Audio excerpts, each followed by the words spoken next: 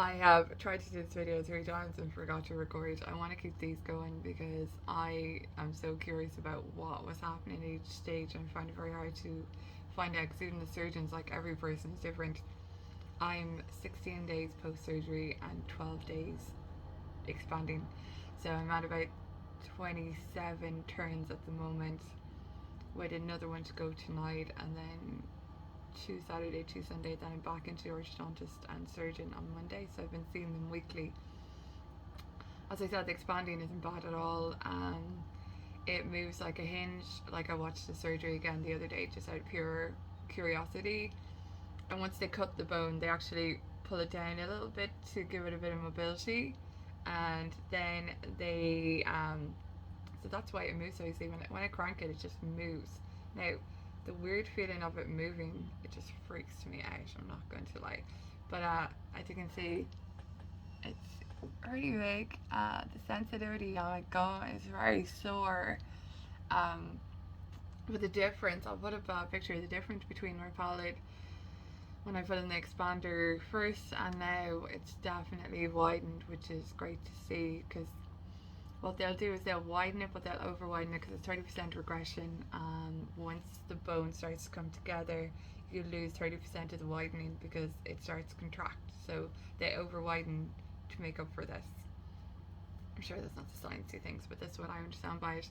I can now soft chew or no chew, so I can do more than liquid. So my weight loss has plateaued. I think 11 pounds was a lot and enough in 2 weeks.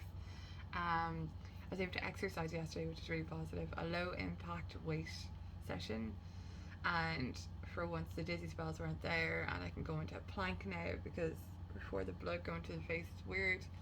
I can't feel my gums, so my gums are still very numb, so I have to be very careful when I'm brushing, but I need to keep it so clean. Stitches are here, so the stitches are under my nose here for this incision, and then there's incisions here and here. So they've tightened up a lot. You find when they stitched at the start, you had an awful lot of loose stuff in there, which felt really weird. But that all has gone up now, so I feel like hopefully the stitches will come out. It's 2 to 3 weeks before they fall out, and I feel like I might have a bit more movement because right now, I mean, this is huge, so I can get here. Still a creepy smile, but I can't move this up. If I try and sneeze or over smile, it reminds me not to. Like I have to hold this here when people make me laugh.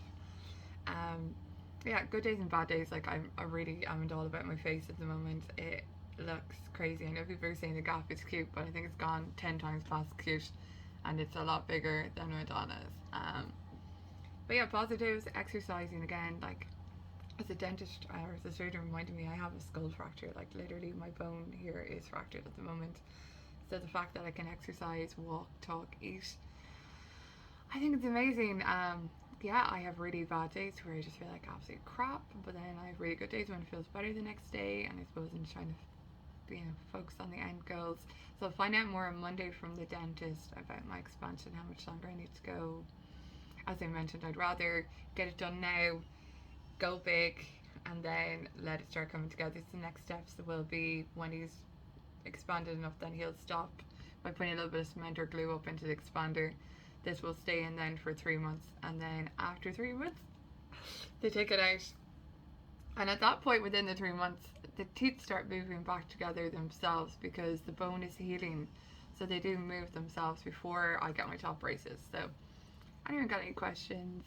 Let me know. I have some good smoothie recipes too. But yeah, guys, I mean, it's only been 16 days, and what a difference that makes.